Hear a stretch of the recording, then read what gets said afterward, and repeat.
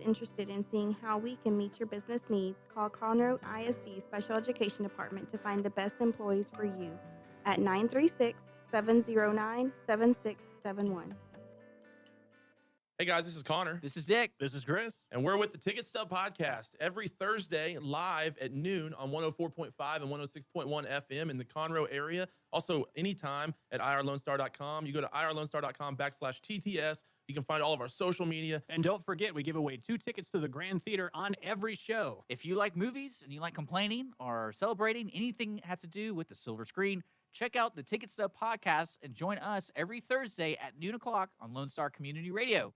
You're listening to Lone Star Community Radio on 104.5 KCZW LP Conroe. And 106.1 KZCC LP Conroe. And worldwide on irlonestar.com. Welcome to Texas Franchise Radio, where your hosts, Josh Cherry and Robbie Marlowe, bring you all things franchising in the Texas market. Franchising is one of 3 growth strategies businesses can use to expand and capture market share, effective when done right. But there's a lot to this dynamic business model. Learn from others in the industry as we bring on all levels of franchise operators and experts.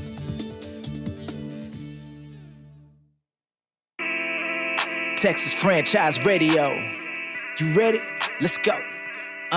Robbie and Josh going live, and it's time to hit the road. You were tuned in to Texas Franchise Radio. Oh, you're in the business? Well, this is what you need. Reppin' Texas, they professionals up in the industry. What we talking about? We talking business models, invest in franchises. We going full throttle. Learn about all right, what's up, Conroe, Texas? This is Robbie Marlowe with Texas Franchise Radio. Got my co-host.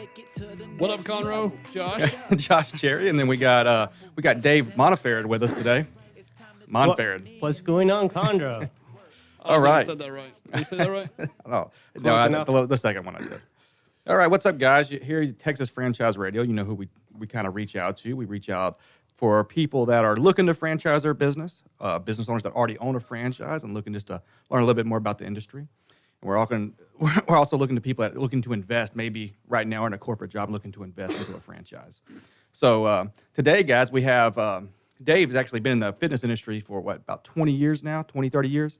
That's about right, 20 years. 20 years, so we Flew figured... in from Tampa just to be on Texas Franchise Radio. So my man. My man, you know the pull we have with Texas Franchise Radio, reaching the shores of Florida.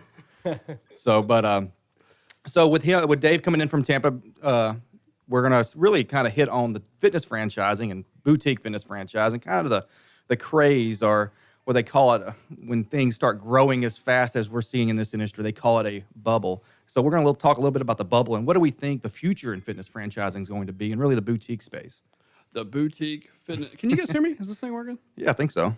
Can you hear me? Okay. The boutique fitness bubble, is it about to pop? We heard the CEO of MyZone came out with some content talking about, and they're all old club guys. And what we know about people that grew up in a certain way, old club guys, very romantic about clubs. They want that to last forever. They're all coming out hard right now with content on how the boutique fitness bubble is going to pop. I don't disagree with some of the things they're saying, but I think they're missing a lot. Well, they're missing a lot, and disagree with the bubble. I think, anything when you have private equity, you have money flowing pretty well into it, you're going to see concepts spin off that. It's just a matter of time. I've got the newest mousetrap. Let me try it out. And somebody's going to try to catch lightning in a bottle. So we see the biggest one that came out in the boutique space was Orange Theory. They came in, they knew what they were good at, and they delivered, and they operated on that. Those guys were experienced. They knew what they were doing. They came in with a mission. But when they had the success they're having, whether they had 1,000 units, just hit 1 billion in-system sales. Yep. I mean, when you have that kind of success, what's that going to draw? Yeah. So everybody's looking for that next. Yep.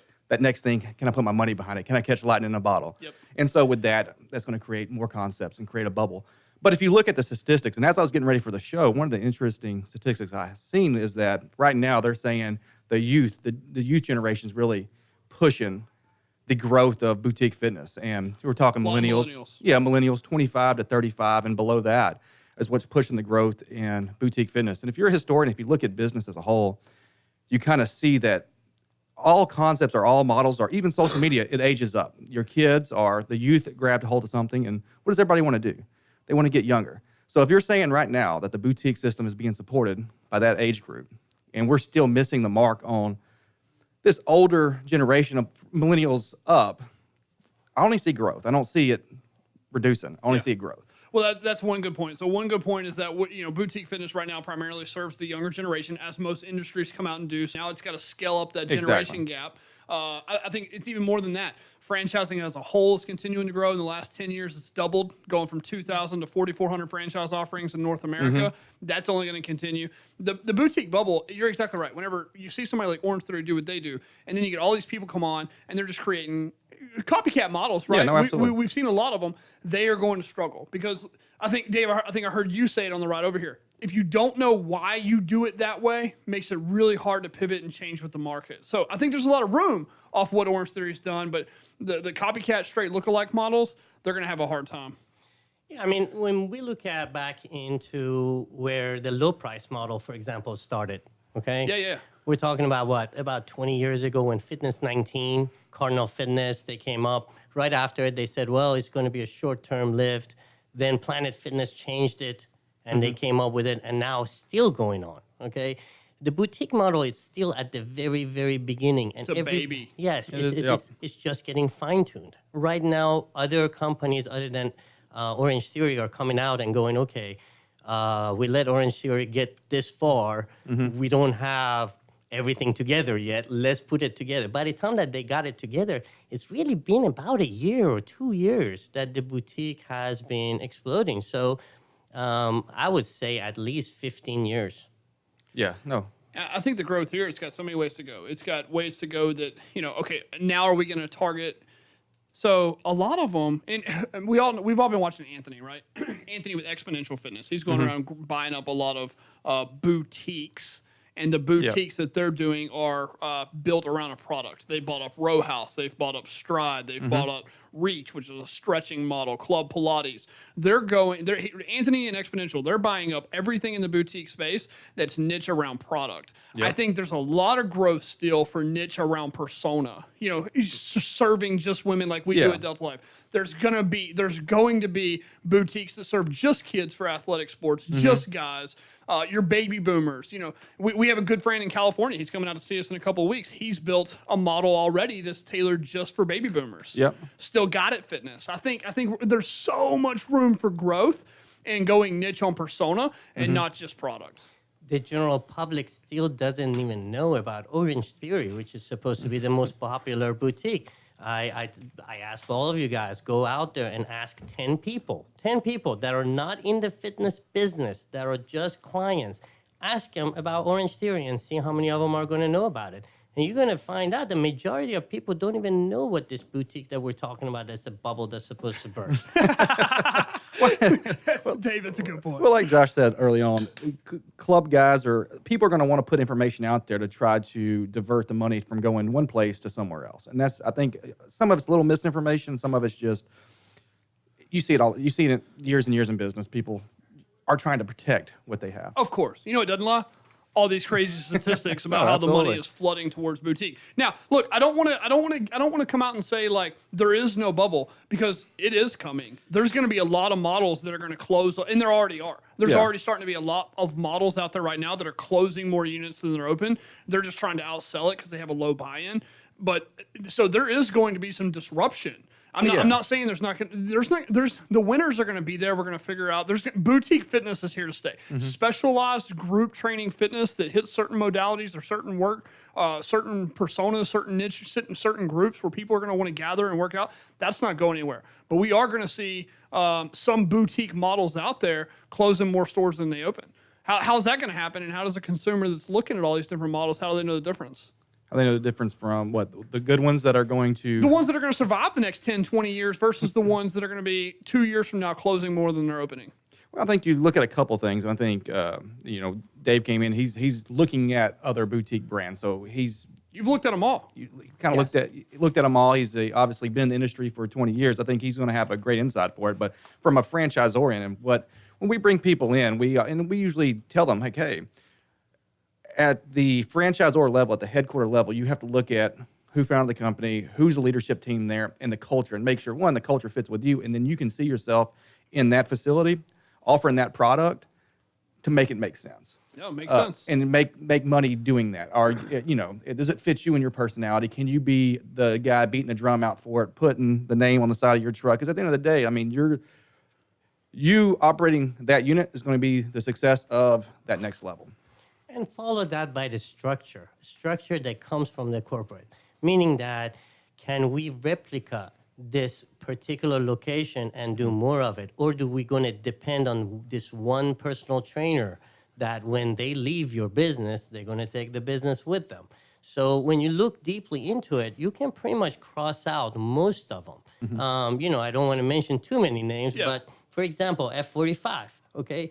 If you don't have the right person running that, so in my opinion, the owner of F45 has to be also the trainer. If not, they're depending on this one person. It's a lower buy-in. I think it's a industry. I think it's a or an industry solution. I think I say this all the time. I think my wife and I, being in the fitness industry as long as we could probably open an F45 and do really well with it. My wife and I running it, scaling our way out of it would be scary for me. So No, exactly. you said and we had a franchise consultant that came in, God bless her. She put us on the right track. Yeah. She said, Oh, you guys absolutely. are kind of all over the place. Everyone looks the same. The secret to franchising is a replicable model, like you just said. What in your mind, or when you're looking at all these different concepts that you're traveling around looking at, what in your mind makes a replicable model? What are the important pieces that say, okay, they do have a replicable model, or no, this is too trainer dependent? Well, I mean, again, it goes back to if you're running a club, can you hire somebody with just a NASM certification and a little bubbly personality, and can that person run it? Okay, or do you need someone that actually creates a higher amount of people that are going to follow them? So do you need a leader like that? And as long as you don't need the leader, then you're fine. Oh, I got you. Somebody that could create a following, prove that they know how to program better than everybody else. Yeah, and you see that a lot in the CrossFit world right now. Yeah. Somebody that's got to demand you come into this gym because I program better, because I've put more people on the CrossFit Games podium. No, yeah, absolutely. That's important in the CrossFit world. It's very important. So you're saying when you go into a studio, and if they're leveraging technology or leveraging other things to reduce To scale the programming. to scale the programming where they're not too dependent on the trainer is a really big thing that when you go look at these models, you look for. Correct. And also, one thing that was very interesting about Delta Life to me was that who is it against? Who are we going against? Because again, you have companies such as Eat the Frog, that's a photocopy of Orange Theory. So anywhere that they go, they need to either go a few miles away or whatever. This particular model, in my opinion, is interesting because it has its own market, a market that has not been tapped into in the last 10 or 15 years. What happened with curves? What happened with shapes? Where are all those people are going? Did the market just disappear? I mean, are those people just never going to go to a women's only? Yeah. And we said it a minute ago. The leader right now, Orange Theory, $1 billion in sales. We all know 2006 Curves did $7 billion in system sales. And you're right. Where are they training now?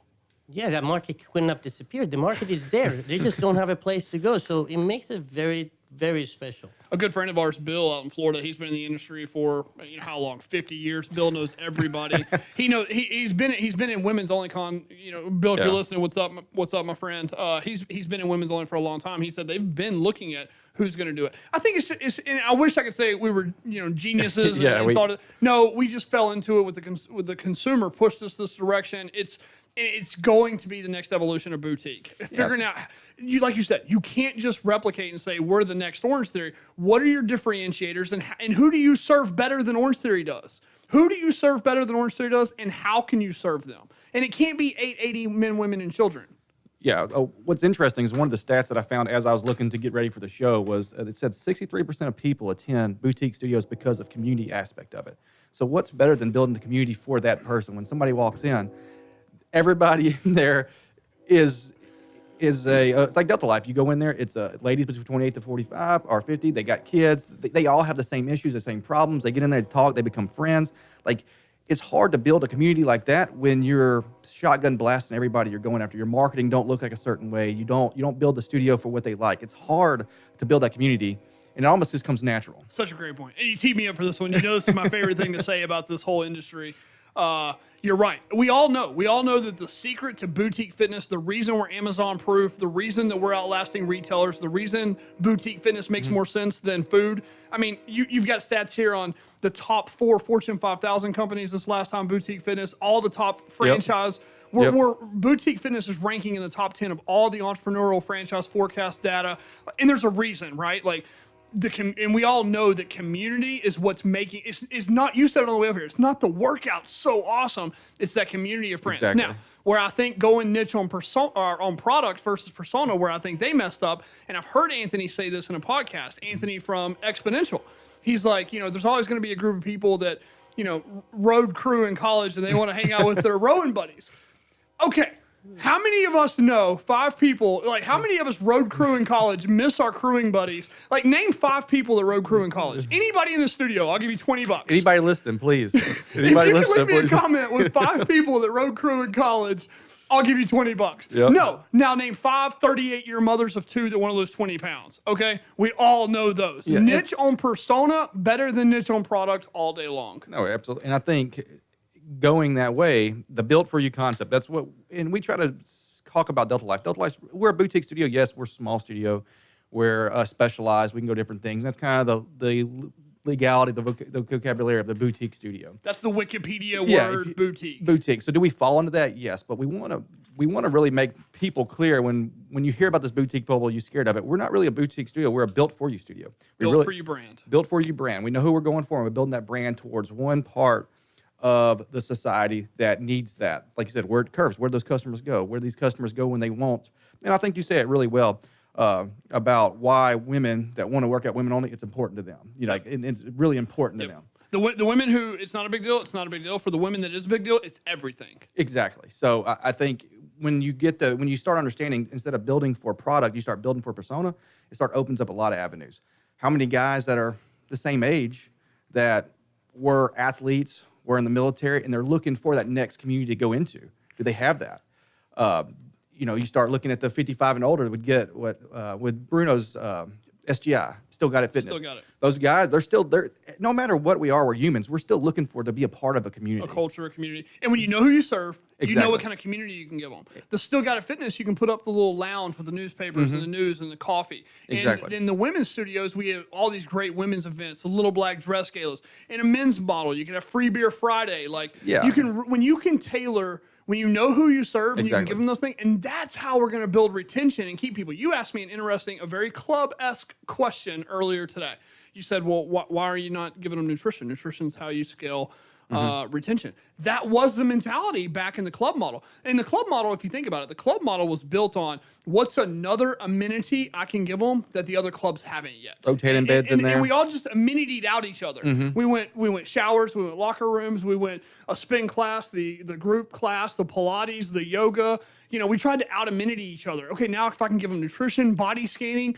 With boutique fitness model, when you know who you serve, you can build retention off community of knowing what they want and how they can only get it in this one place. So you can build a retention model that isn't dependent on amenities. Yeah, and when you're basing on that high volume, low price point model, and you start adding amenities, people get mad when you try to, and that's what I've heard. People get mad when you try to upsell them, and you hit on it that these bigger box gyms are trying to bring boutique inside their facilities, and they're having not a lot of success with it because they're trying to upsell a guy that's used to paying $20 a membership, $10 a membership, and they don't want to pay the extra $50, $60 it's going to take to support that internally in the system. It will never replace it. I mean, again, it goes back to the lifestyle that you guys are talking about, is the feel of that club. So you already have built a certain type of feel for that club. You can't be like, okay, I'm going to create another feel inside of this feel of my club.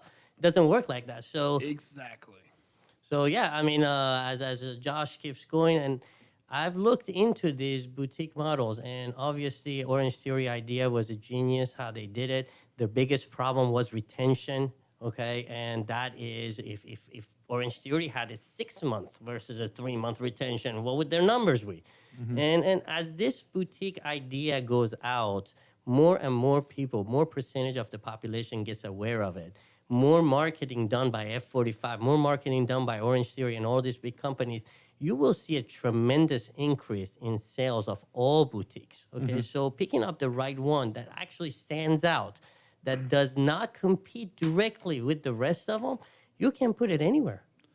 Dave, that's such a great point. I think back to how hard it was to sell memberships for Delta Life 2013, 14, because we had to educate the market. Yes. The question, what were the questions we got back then? Well, why would I pay you $120 a month when I can pay $20 at any time? Yeah, Planet Fitness, $10. When's the Planet last time we Fitness. got that question? Oh, it's been forever. They're educated from F45 and Orange Theory. They know $120 a month is going to be the average the average price for a boutique studio. And I think Orange Theory taking all the arrows and They really did. They paved the market Yeah. saying, hey, we can go into a 2,000, 3,000 square foot facility. We can pump out this amount of money to make this make sense. And brilliant. then everybody followed. And Brilliant. Guys, this thing is about to blow up. I know you guys are into the business of it yourself, and then you can't pat yourself in the back, but I literally think that this is the most genius idea that has come out of the gym industry in decades. This thing that you guys got, Delta Life, will blow up. I'm willing to put my money on it. Well, Dave, we had the founding CFO of Cycle Bar in town last Yep. week. We had some big players from the Crunch system in weeks before that. We've had Bill in. We have 2 to 3 people a week flying in right now every week, and they keep telling us that because Robbie and I study the industry, but we're not out looking at all of them like you guys are. And everybody that's come in and compared us apples to apples, what we have built, what we have figured out, the simplicity of the model. We keep hearing that, so thank you. It does mean a lot to us. We've worked, totally. we've worked hard to build it. On the bus. I think we're very comparable to the burger boom. Like if you guys listen to Business Wars podcast, they did a really good section over the burger boom. McDonald's hits the scene in 55, Burger Chef hits the scene in 56. You have Wendy's and some of the other ones, Burger King hit it in the 60s, right? Yep. And then so by that time you had 5 or 6 burger models about where we are. I mean, name 5 of the strongest boutique fitness models. That's about where we're at, right? Yeah. And everybody's saying like, oh, we've hit saturation, we're about to bust. I mean, think about how many more burger concepts that have been huge successes came after Burger King in 69. You know what I mean? This is a brand new industry. We're just getting started. We've got a lot of room to go. Are there going to be here. casualties in a brand new industry? Well, absolutely. I mean, how many fast Where's food? Burger Chef? Exactly. I not mean, there's going to be here. casualties, and that's what, when Dave was talking earlier. He goes and really studies these models and sees where they depended on, where the holes at. You're going to have to do your research, and you're going to have to look and really go with your gut, or ask people like Dave. Go on LinkedIn, reach out to people. What are you looking for to really figure out which ones are going to be able to stand the test of time? Well, this has been the favorite segment of Texas Franchise Radio for me ever. Dave, we appreciate you helping us out. Do we need to kick it over to commercial break? We got, 5 minutes? All right, we'll keep it going. We'll keep it going. Dave, so let's dive in a little bit. So started off in the industry back in the 90s. Where'd you start off in the industry? Well, Bally Total Fitness in '98 was my first gym.